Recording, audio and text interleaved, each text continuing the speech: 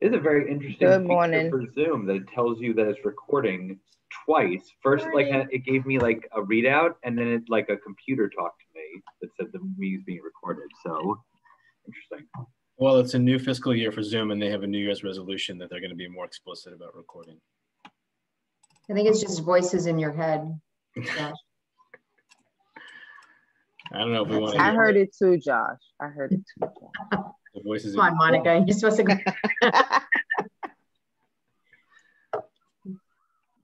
How's everyone doing this morning? Steve, there are staff members who are trying to get in, and the link isn't working for them as well. Is it in the calendar now? There's an you said link, that it was going to be in the calendar? Yeah, there's an updated link. Okay, I'll respond.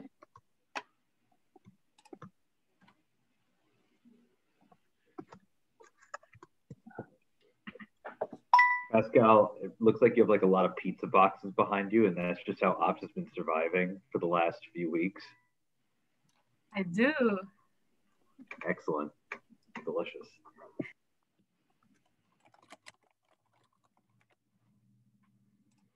I make the same joke every time. Just sending everybody the updated Zoom link. So let's give people a minute to come in.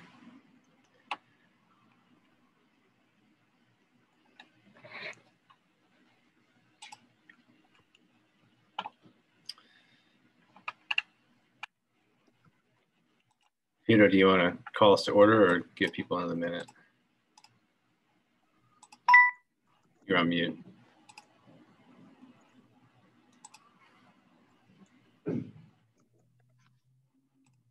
Still on mute. Pete, you're on mute.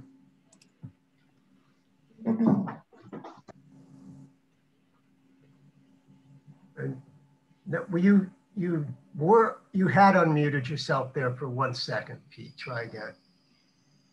Okay. In light of Peter's technical difficulties at the moment, I'll call the meeting to order. We presently do not have a quorum for any votes. Pete? Yep. Hey, there we go. I move that we call the meeting to order. We can't do the minutes yet, so we should go right on to other business. Okay. One more person for just a second to get the correct link. We got John Barrett now, so I believe.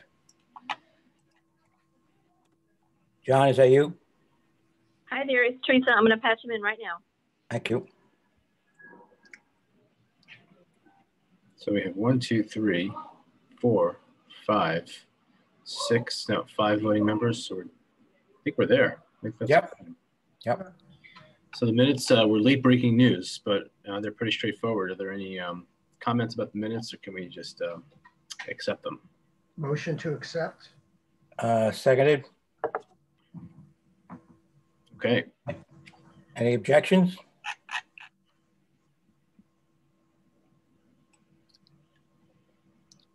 Okay. Okay. You want to put up the agenda, Steve, or? Yep. Here we go. We'll try and show it. This is the financial statements. So here's the agenda.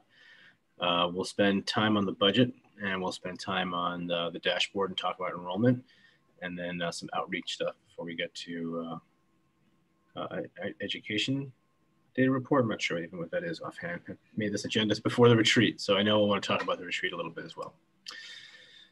Do we have anyone from the Finance Committee who can speak to the fiscal data? I just spoke with Doug, but I don't see him yet. And John, if it's okay with you, I can just describe where we stand. Fiscally, the school is still in good shape.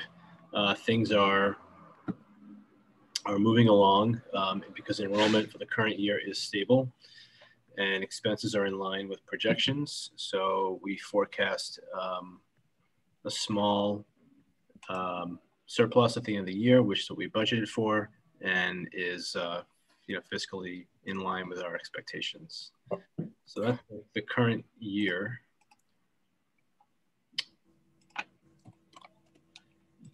And our financial position in general is strong. Here's our balance sheet. $5 million in assets and in liabilities and equity, that is. And our bank accounts don't reflect that much. There is a healthy reserve. I believe SUNY asks us to carry 3 months of expenses as a reserve, and we have 6 months of expenses. So that's a really strong fiscal situation to be in. Steve, any sense of whether there's going to be any expansion, contraction of support in the year ahead? Do you mean per pupil? Yeah, or any other category payment like that. So yes, I do have a sense of that, and it's all good. It's all good news, but it'll dry up, so it's a little scary to think about spending money and then it goes away. So let me talk about that. We expect a 4.5% per pupil increase, which is sort of a standard increase, and it allows us to increase salaries, increase all the expenses that we pay for, and also spend a little bit on some of the COVID-related expenses. We also will be getting a $300,000 federal grant from, I believe it's the Every Student Succeeds Act reauthorization, ESSA. Although there are so many acronyms being thrown around right now, it might be something else. We were calling it the CARES Act money before, but that number lines up almost exactly with what we had put into our budget for next year as miscellaneous expenses, $250,000. We had talked about an indeterminate amount of dollars that we wanted to set aside and go beyond the regular budget for next year to spend on things like an additional social worker, an additional case manager, pandemic-related expenses, whatever that may mean to support families, more teachers to do small group instruction for accelerated learning, and so on. And we were worried about paying for that, and we thought we would have to dip into our reserve, that $4 million reserve that you saw, which is not a practice that we want to kind of promulgate and plan for. It's more like an emergency fund, but we were talking about how this is an emergency. We're in a situation that's every 100-year pandemic, and we should dip into that reserve. But the federal government has come along and has funded this additional dollars. So we will not. I don't think we'll see an issue with being able to pay for those additional expenses, with the understanding that these are not ongoing liabilities. So if we hire someone permanently now and we pay their salaries out of this emergency fund and it lasts for 2 years, which is what we expect, then in the 3rd year, now we have this person drawing a salary, doing a job, and now we have no way to fund their position. So we're trying to be super clear and explicit about what are pandemic-related expenses and what's our regular budget. So that's what the yellow is. That yellow is additional expenses that we're taking on for the short term and not creating long-term obligations. On the other end of it, there may be things that we do, people that we hire, positions that we create that will be beneficial long-term for the school. And so what happens is when this money runs out, we need to decide if we want to sustain that position or keep that role. We would need to find a way to fund it. So out of our regular budget, whether that's through fundraising or through cutting expenses elsewhere, or if there's a bigger increase in our per pupil revenue. I want it. The good news is that there's even more money coming. Doug, you have a number, but I don't want to share it because I'm not 100% certain on what that is, and we need to really spend some time thinking this through. It just came yesterday, but it's we have 300,000 coming for this. There's at least that much more coming in addition to that. And again, this is like a 1 to 3 year revenue supplement, and it would allow us to do lots of creative things, but it would not allow us to create permanent positions or change salary structures things like that, because those are ongoing obligations. I'm going to just stop sharing my screen for a minute to take care of something on my screen. Doug, I gave a brief overview of the budget. Did you want to say anything that about next year's budget that maybe I might have missed? Well, I don't know exactly what was said, and excuse me if you hear my class in the back. My kids are learning too. So I don't know where you started and left off at. I haven't described the budget at all. I just mentioned the miscellaneous expenses and how the CARES Act /ESSA/ something special is coming, and there's additional funding as well that we're still kind of working through what the numbers are and how we're going to use that money. But that these are short-term emergency funds and not for expanding the budget in the long term. Correct. And if I'm correct, I'm opening up the what we sent to the Finance Committee. The preliminary budget that we're looking at right now is not the final, wasn't the final version, the one that went out last Monday, Steve. Okay, so this is the old draft. Yeah. The only difference with that was with all the money that we were getting in, and we didn't know exactly how it needed to be spent, what it was going to be. So we just added some extra. So instead of it having operate a deficit budget at the end of the $76,000, we're showing a surplus. Just give me 1 second. Sorry for just being delayed. It's homeschooling at its best. So we're looking at, and if I could share my screen for a quick second, that'd be fantastic.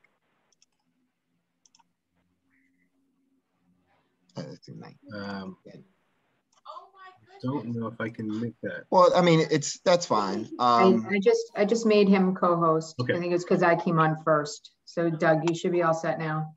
Okay. So this is the budget that we submitted to the Finance Committee that we talked about. It's a little more detailed, but essentially it's the same thing. Where we have here, we have a higher operating, more revenue that we're showing. It's 9.8 million. Same, lines going throughout. However, we're going to end with a surplus of 19,000, not 75,000.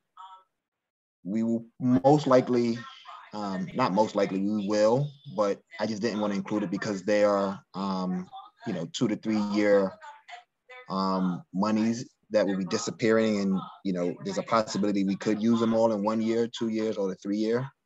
But this is the budget that we are essentially seeking approval from the overall board. Same thing, just an increase in the total revenue. Any questions around that? Questions? Nope. Okay. John Barrett, are you there? Hi, hi there, it's Teresa. I'm trying to get Jonathan's cell phone, but he's not picking up. I'm going to keep trying, okay? Okay, thank you. Well, the Finance Committee had it since Monday, and then, I sent out another email. It's, the only thing that changed is we just increased some of our federal funding. And historically, I don't know if Steve said it, historically, we budget for 95% from K to 5. For this budget, we budgeted 93%, so a decrease. So 435 is our targeted enrollment for just the budget, but not what the school wants itself. Since we have no other member, we have no member of the Finance Committee on board. Steve, if I recollect correctly, we vote on this. Is that correct? We don't have to. It's due June 30th. Okay. Well, we like to do it in May, but I think we're fine to do it in June, especially with all this additional funding coming in. Assuming that the Finance Committee members, if they check in, have already seen this, maybe we can vote on this later. Let's wait until next month otherwise. I think it's a good idea to wait because Finance Committee hasn't, these numbers are changing late in the spring, which normally doesn't happen, but we haven't had to fully digest these numbers. And I also, I have an update about the agenda. The agenda that I sent out most recently to the board is the old April agenda. Remember the minutes came in late? So when I put the minutes together, I ended up inadvertently using the April agenda. So the May agenda has the, which I sent last week. Sorry to confuse everybody. The May agenda has this budget in it, which is the one that Doug showed. So that shows a $19,000 surplus. And I think that's the one that we will be voting on in June. Okay. Correct. And again, it excludes a lot of the monies that we're getting in. I can't tell you what the acronym said. I need to study up a little bit more, but it's like this ESSA funds that was $601,000. We have this ARP that's $1.35 million, and that's over. I think that in September 24. So we have, you know, some time to use the money. Ideally, we like to use the funds just for accounting purposes for salaries because it's easy and cleaner to tag and easy to follow. Any comments from those in attendance about the budget? So I just have a question for the board. Would the idea be that, because I know that we touched upon this in our last meeting, I do believe that we would have it when we move to approval, we would have a very clear pandemic versus non-pandemic expenses that that the board would approve. Is that how you recall it, Doug? I'm sorry, say that one more time. This homeschooling. I can restate my question. I believe at the last board meeting, there was a request from the board to see what the spending would be that would be pandemic spending versus just regular budget. So my question is, as we move towards the board approving the budget, would the board essentially be approving a budget that shows those two different pieces? So in this budget right now, what we allocated, which is the $250,000, we're calling that the pandemic, I call it the pandemic special. So that hopefully they're one-time or short-term expenses, but the budget that overall that we're looking at is essentially our regular budget, so to speak. Yeah. That makes sense. So I guess my question is, beyond the finance committee, would the board want to have an idea of just even general categories that would go underneath that we would be using for spending? So we've talked about, you know, if we do hires, they're not permanent hires. Does all PPE fall underneath that? You know, like just to get a general idea of that. Is that something that the board needs as we move towards the final vote? Well, I certainly think we need to know, as Doug has already done as Steve explained, and Doug has done with this figure illuminated in yellow, what funds are fleeting and what the discussion of what these fleeting funds will be used to and how we will be able to stop using them when the time comes. And I think we've already discussed that, but maybe it should be more explicitly indicated in the balance sheets. Yeah, Steve and I, over the next few weeks, we will be working together to figure out how to use the funds so that we can bring to the board and, you know, have a framework. But then most likely what I would prefer to do is kind of keep them outside of the budget so that, you know, when we're working on the budget next year or 2 years, or if, you know, if I'm not here and someone else is in my place, you know, like it's easier to parse out what those expenses are without, you know, spending massive amount of time trying to figure that out. It seems like you have that yellow highlight there that just says miscellaneous, and then maybe a separate a separate chart or a separate document that breaks out those expenses. And I also want to state, as of yesterday, we got our paperwork to submit for the PPP for our loan forgiveness. So between today and tomorrow, it will be submitted. And I was told it's taking the government somewhere between 3 weeks to 3 months. Okay. It just, I think as a matter to follow up on Margaret's question, as a matter of going forward, we should have either indicated in some manner or another what the special income is and two, what the special outlays are, okay?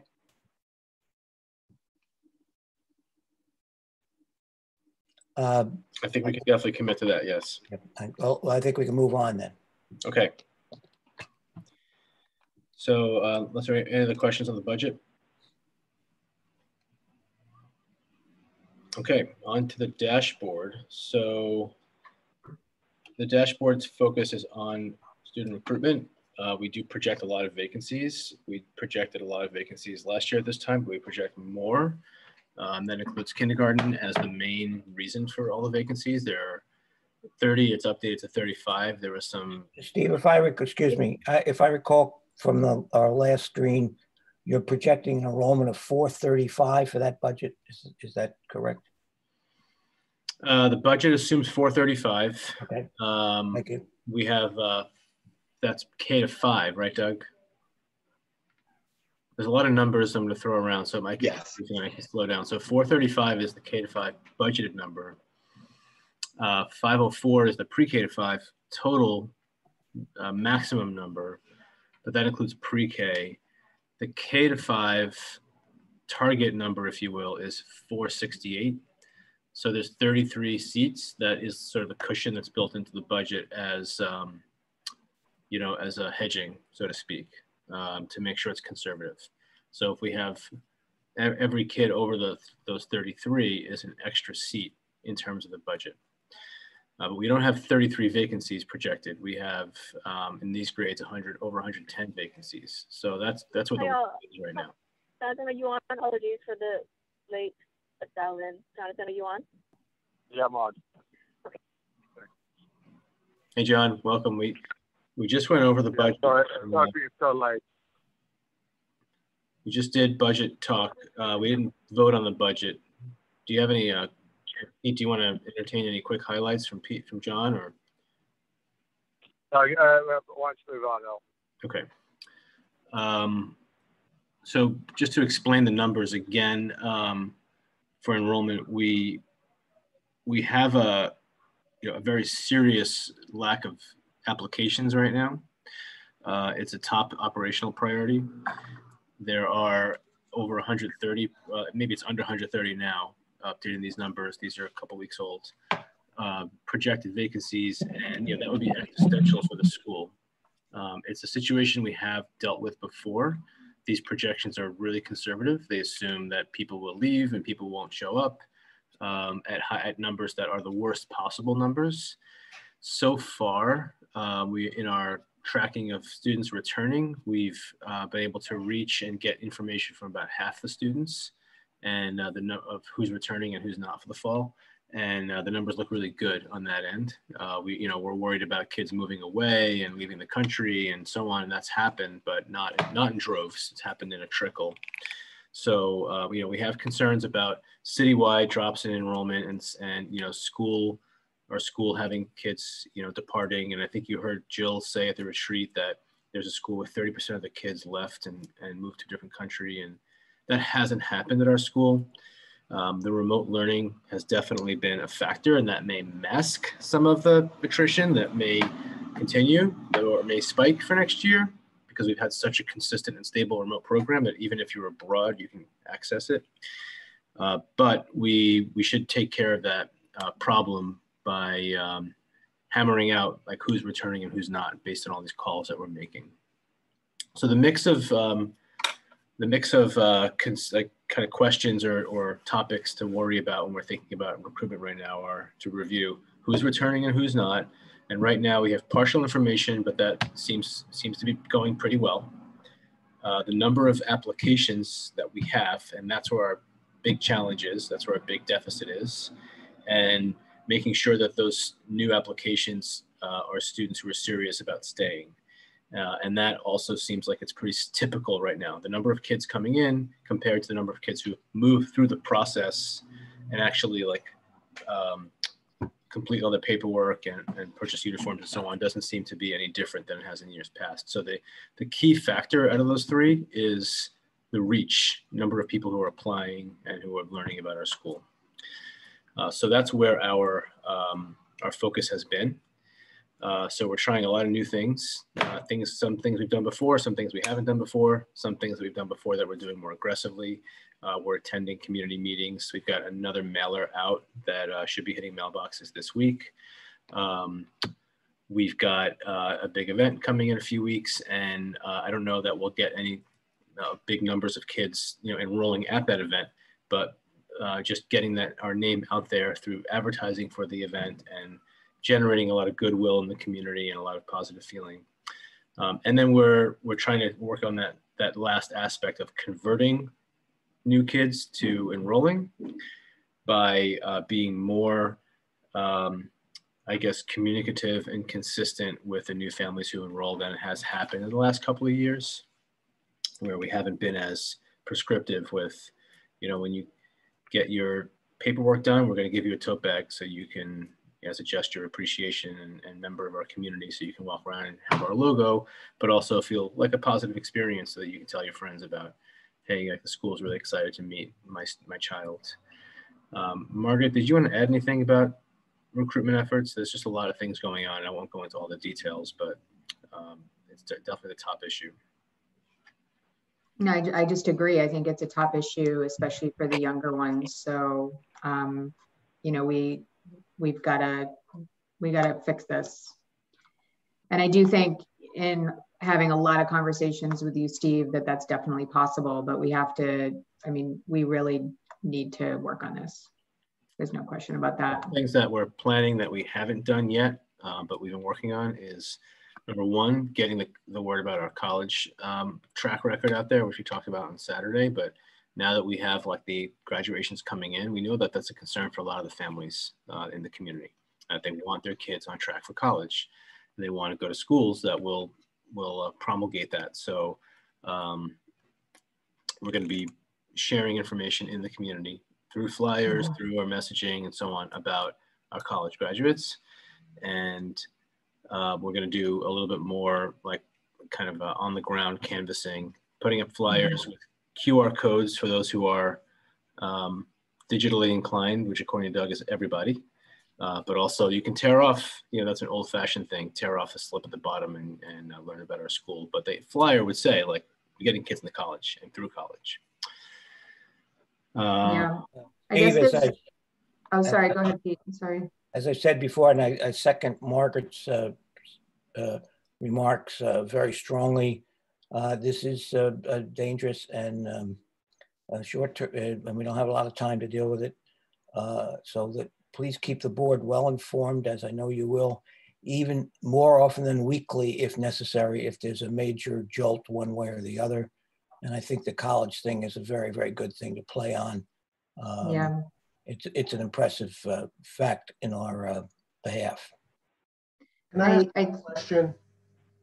Yeah. My biggest concern, and this is all very concerning, is the kindergarten vacancies, because that's going to have residual effects in coming years. Are you doing anything, any strategies in particular to reduce that gap?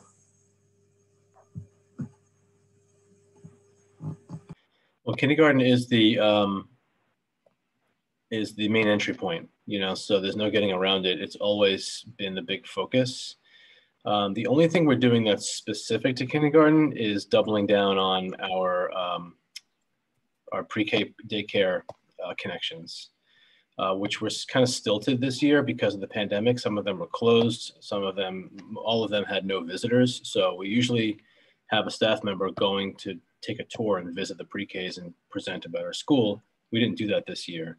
But now as things are opening up, we're trying to get our foot back in the door and not just drop off flyers like we did in the last round.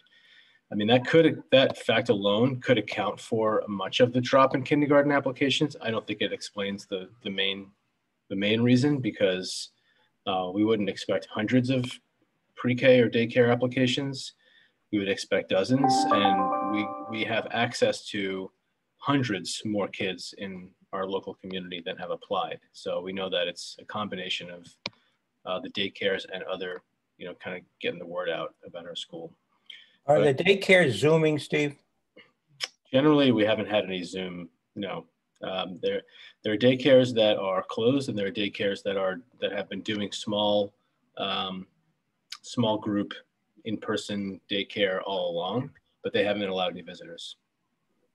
Well, I thought if there was some that was Zooming, you could visit on Zoom, but if they're not doing that, you can't do it. Yeah, no, that hasn't been possible.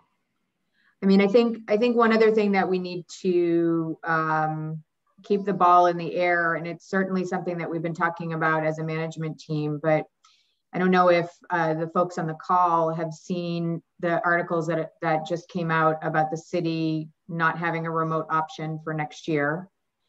However, when you do read the articles, there are some charter schools that are still taking a stance that they'll have that option with very specific caveat as to why parents could choose that option. So we're trying to have as clear and confident messaging right now as we can with our existing families, but we're also pushing stuff out for families who could join Harlem Link. But we do need to decide if we're going to offer a remote option and be definitive about that for very specific reasons. It wouldn't just be a blanket one if we would do that. And of course, we also need to realize that the governor could say no remote, and then that could be, shot to hell anyway. But that is, I think, part of a recruitment strategy to have a very clear message about which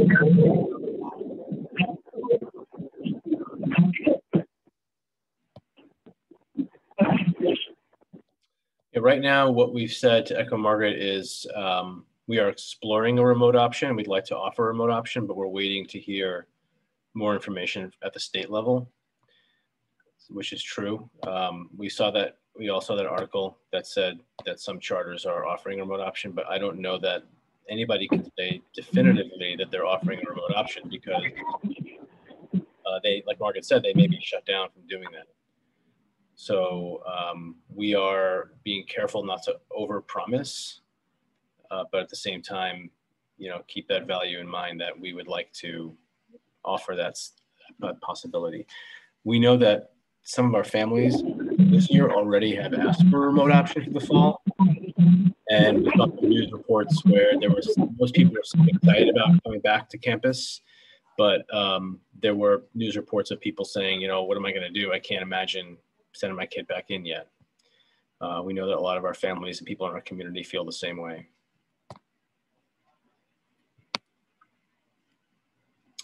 That could be a selling point for our school if we can manage it correctly. We don't want to make a promise we can't keep, or put ourselves in for a an unmanageable situation.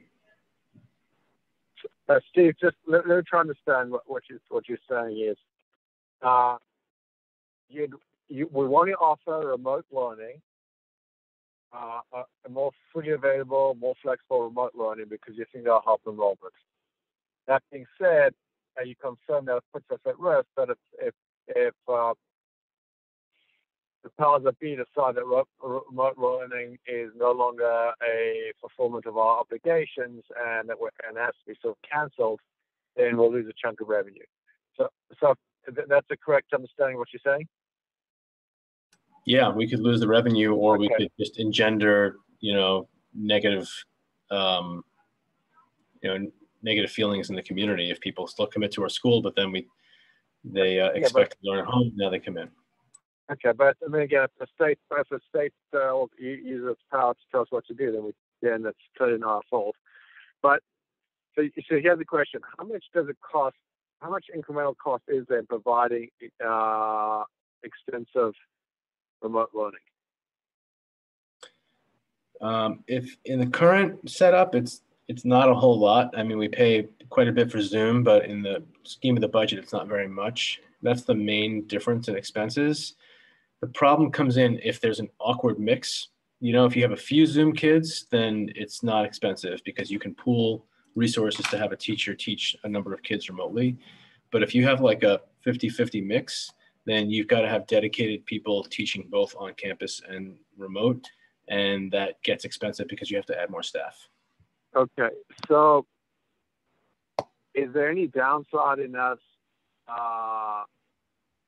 sort of over-enrolling with remote kids?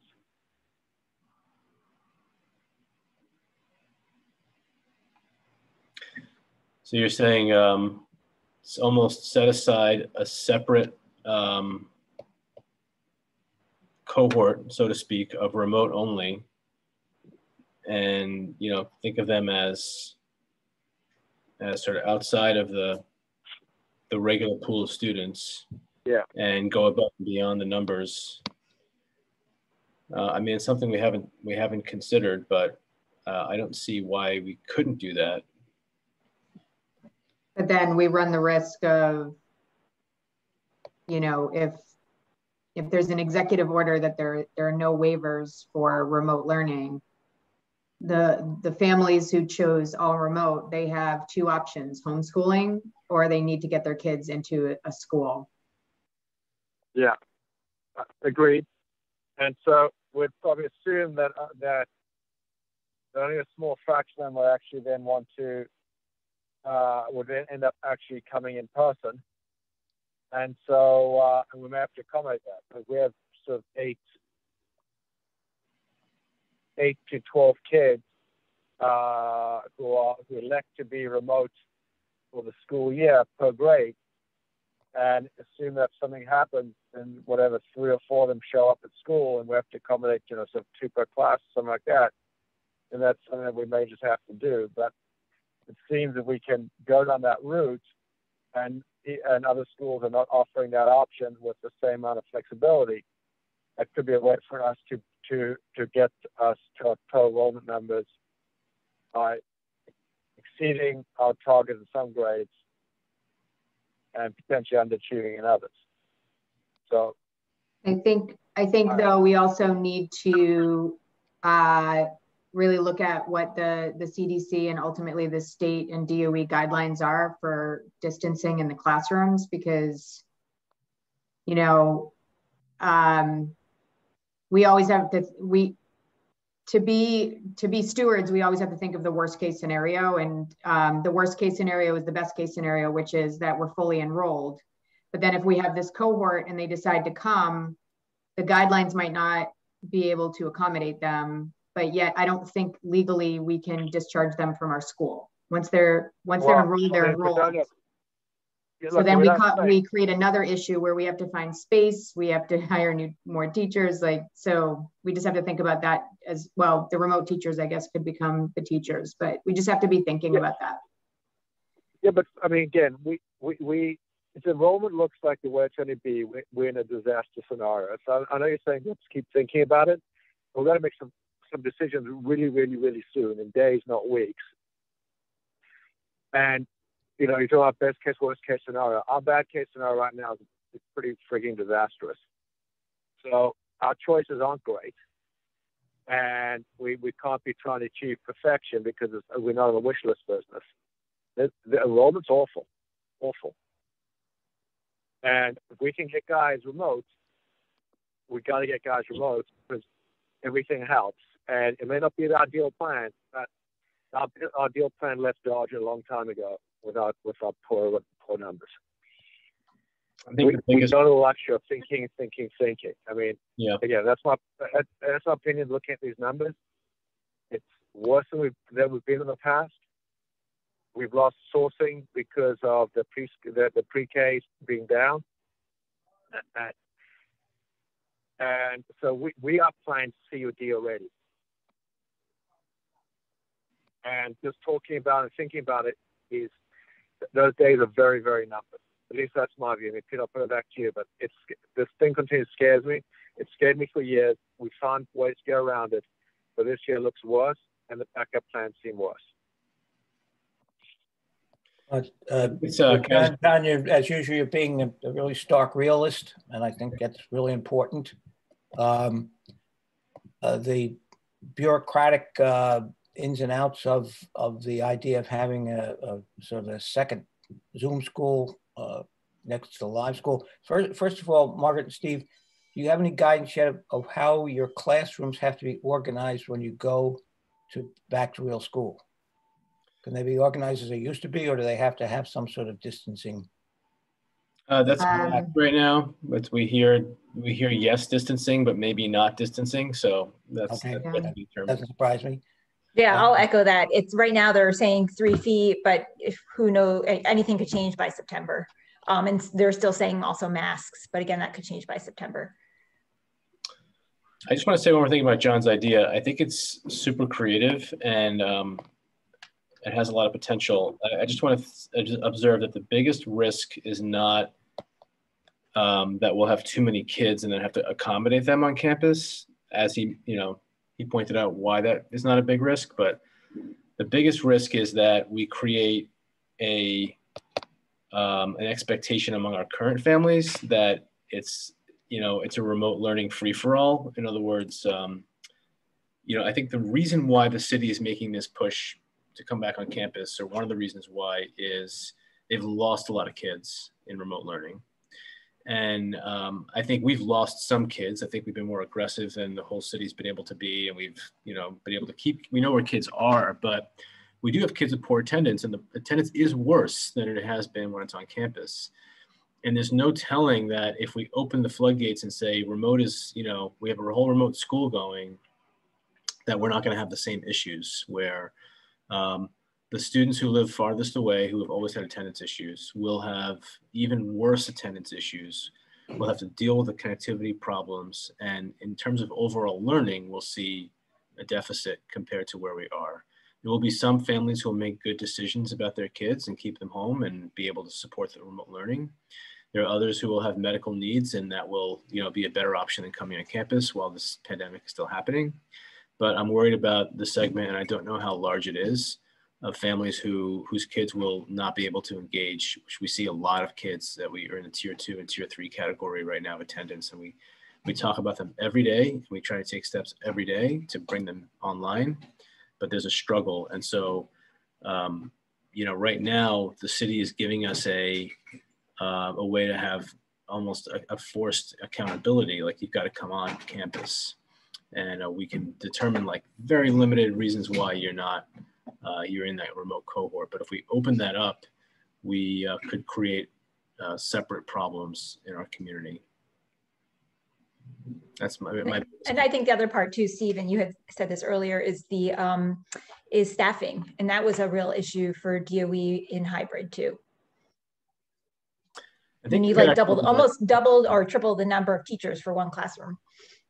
I think with this, the way we figured things out between the additional funds and just the way our staffing works, I'm actually less worried about that than I am about learning loss for kids for our school. So that's just my thought.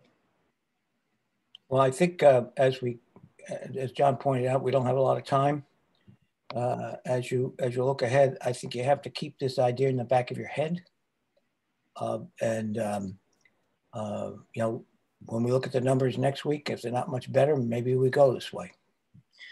I think our school management team needs to make a concerted, have a concerted discussion about what this could look like. And I agree. Please do. I also think we have to keep in mind is how this looks for renewal. I don't think this is, in my opinion, a positive data point. So if we do it, then I think that we just have to, in the aggregate, present a very compelling case for renewal. In addition, I would say that we should really, really look at using social media better. And I don't know if they're particular email list that we can get access to and share some videos, but really thinking outside of the box in terms of what we're doing here, and devoting meaningful resources to it. Yeah, I agree. I mean, we have a team that's doing social media. It's been part of our student recruitment, but it's definitely one of the areas that we want to beef up some more. So I agree with that. It's a matter of doing it better and doing it more rather than, yeah, we are doing it somewhat. We're not doing it as well as I think we probably could. Are you doing things like putting the college result things up on the social media? We haven't started, but we're working on the campaign. Please do. Yep. Yeah, I mean, I think to Peter's point, sorry, guys. No, go ahead, John. Go ahead. Okay, I was going to say to Peter's point, so what, end of next week, can you write down some numbers that by the end of next week, if you're not hitting those enrollment targets, that we go to sort of plan D, whatever it is, and just please make sure that by the end of next week, you guys have kind of figured out a plan that, again, no one wants to go down this path. But if you figure out remote learning, a way that we can use remote learning to educate our kids and to boost our enrollment, is that a reasonable request? I worry about Brandy's comment, and I worry about making a decision in a short time frame that might be seen as a negative in our renewal application. I know that again, enrollment up, of course. Steve, yeah. I mean, again, I think we can all agree that we'd like our kids on campus.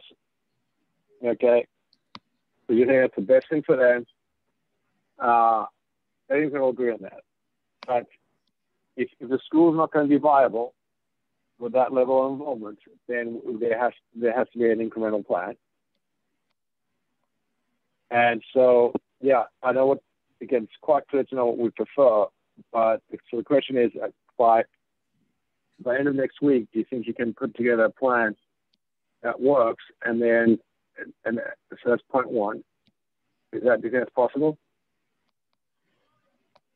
When you say a plan, you mean a trigger that would make us shift to it? No, that's the second question. A trigger is the second question, because you both, you and Margaret, had some hesitancy about whether we can deliver the type of education we'd like to deliver to remote learners, and so we want to be able to make sure we can do that.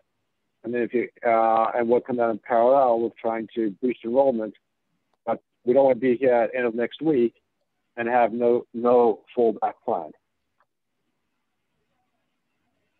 I mean, Peter's talking about a deadline, and I agree. But I want to understand what that deadline is going to look like, and what it's for. I think it's fine for him to put together a plan, but I just want to re-emphasize that if we don't get renewed, then the viability, then there's just no school. So, I mean, I'm stating the obvious, but I just think it's really important to understand the overlay. I don't think any, person responsible for renewal is going to say, hey, here's your package. And then we have all these caveats. And then part of it is like, well, we also chose to do remote for this additional period of time that other schools weren't doing remote. Like, if you do it that way, you better have the scores, whatever metric we're using, in terms of what we're presenting, given the lack of a state test. So what I'm saying is that we put ourselves in a bit of a vulnerable situation as well. So I think we just have to understand those two things in tandem. And I get what you're saying, John, because the viability is problematic on a short-term basis, but I'm also saying that we don't want to solve one problem and then create another one, each of which are existential. Yeah, so look, I agree with you, but the only way for us to make that decision is to have the leadership team come back to us about their thoughts on the viability of it. Agreed. Agreed. And they come back and it says no viability. And so at least I want to be able to know if that is a path that we can pivot to, and we need to know that soon because of obviously we're seeing it towards the end of May. That's a reasonable point. I think we need. We can do that. Sure. The administration needs to put together some sort of a what if. If the numbers don't start coming up, what do we do? And among the things we're going to consider is, should we offer a remote option? Yeah. Agreed. And that has to. Peter, what deadline would you like on that? I want to be fairly reasonable about this. I also don't want some crackpot plan to come out. But what's today? The 25th of May. And next week is a short week. Let's say Wednesday a week. So that would be about 10 days from now.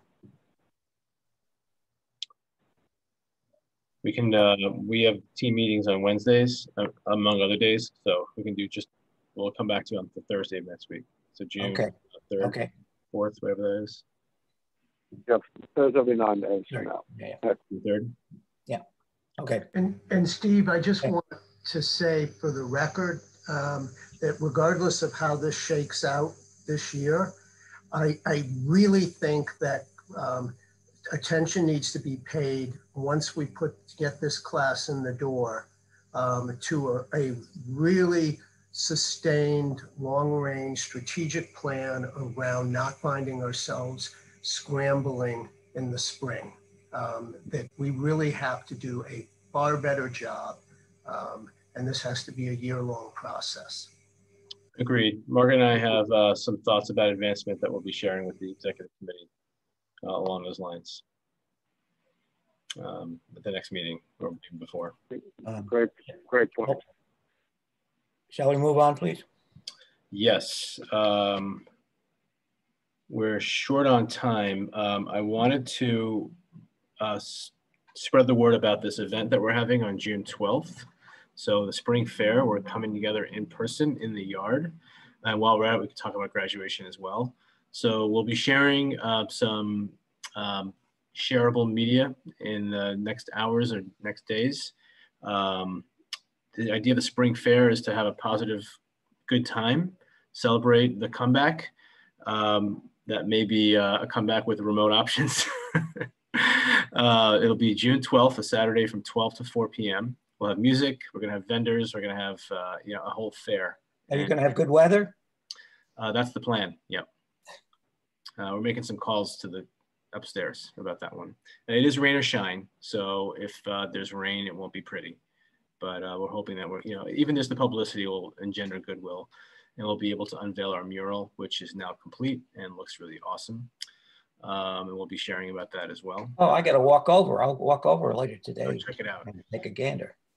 And then graduation is virtual. It's on June 16th, which is a Wednesday at 10 a.m. And Beanie Barnes is our distinguished speaker. We've started planning with her.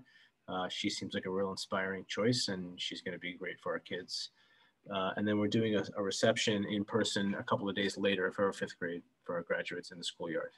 So we're going to have like a flurry in mid-June of in-person activity to go with all the awards and ceremonies and graduations.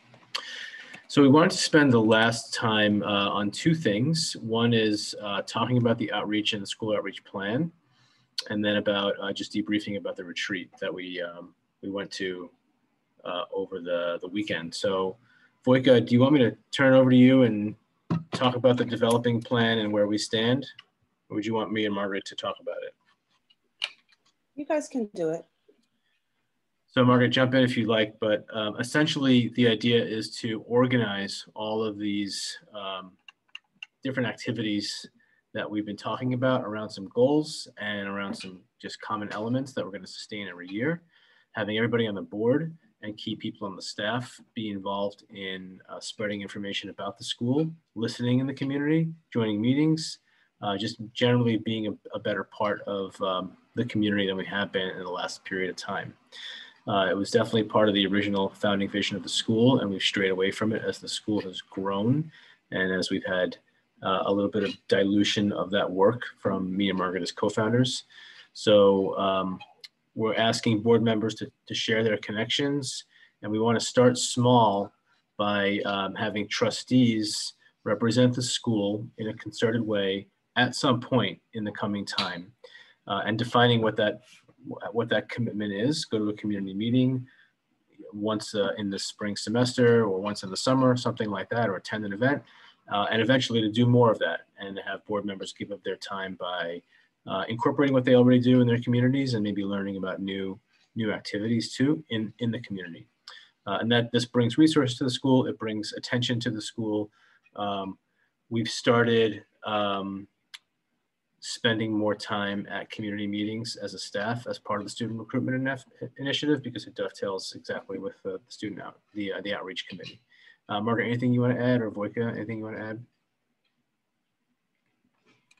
Yeah, I would add that one of the things that we're focusing in on is exactly what was spoken about today with outreach and enrollment, which is that Steve and Margaret have been asked to really refine their plan and to go deeper rather than to go wider, to do more targeted outreach for enrollment and retention. But it doesn't just apply to the students, it applies to all areas of outreach. So we're starting to look at what those areas are for the school and to figure out how to do things better. So for example, you know, what do we need to increase that kindergarten enrollment? You know, is it just the word of mouth, or do we now need to do more targeted outreach and to figure out what that is?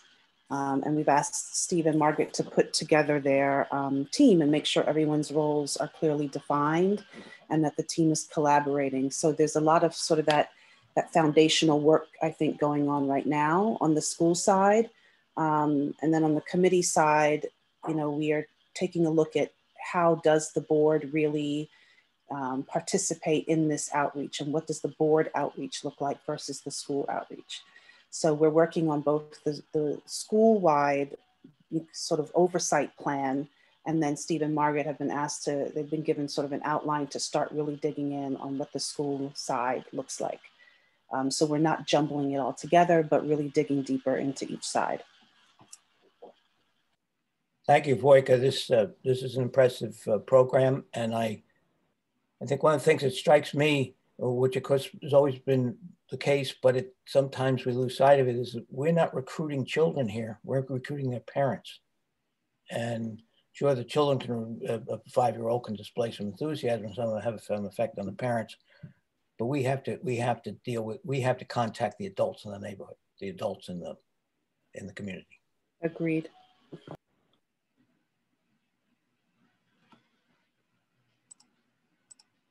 Okay, I think that is all of the discussion we wanted to have at the meeting, except for debriefing the retreat. If there's any need to do that, which I think would be good to just briefly summarize what the takeaways were. Go ahead, Steve, please. Somebody else want to try to summarize? I can, but I feel like I've been talking a lot. Go ahead, Steve. Okay. So Jill presented a couple of scenarios about the way the authorizer is approaching things. And then we talked through showcasing our school's strengths. And she spent a lot of time talking about the unique aspects of our school and having kind of 3 areas.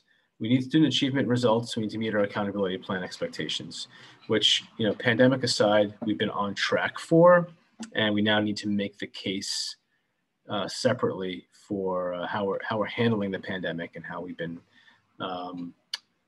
dealing with all this disruption. So the second piece is, what are we doing to show data that's outside state test scores to bolster our accountability plan? And we've got a lot of balls in the air and irons in the fire about that.